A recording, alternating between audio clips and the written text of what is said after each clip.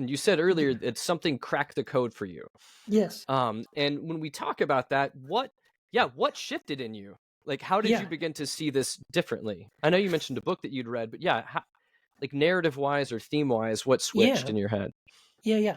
Well, the short answer is because Duffy goes through a very lengthy thing, and I repeat that in my book as well because to me it's the easiest way to explain it. But the short version is that the code, the thing that helps you read Thomas through a filter that helps make sense of the sayings, and this is again what Duffy suggests, is that everything that Jesus is saying to his disciples in the Gospel of Thomas is something to do with our oneness and connection with God, with the divine, Hmm. and also our oneness and connection with one another in humanity.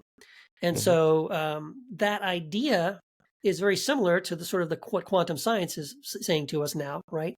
That even though we perceive the world in terms of separate objects, separate people, separate beings, that's how we see and perceive the world around us. We know on the quantum level that that's an illusion. That the reality is all of these seemingly separate objects and people and beings and planetary everything we can see in the universe. It's all one thing. It's all the quantum field. Everything is an expression of the one quantum field. So and also quantum scientists are beginning to talk in language that suggests that this quantum field is consciousness, that it Hmm. is a sort of the great consciousness.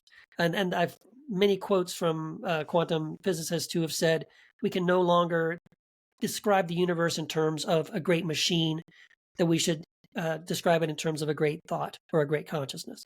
Hmm. And so when you realize that on that end, and you see what this kind of idea of what's being said in Thomas, and by the way, in many other mystical traditions, religious traditions around the world, um, it seems like yes, okay, this seems like to be a really foundational idea that Jesus is communicating in Thomas.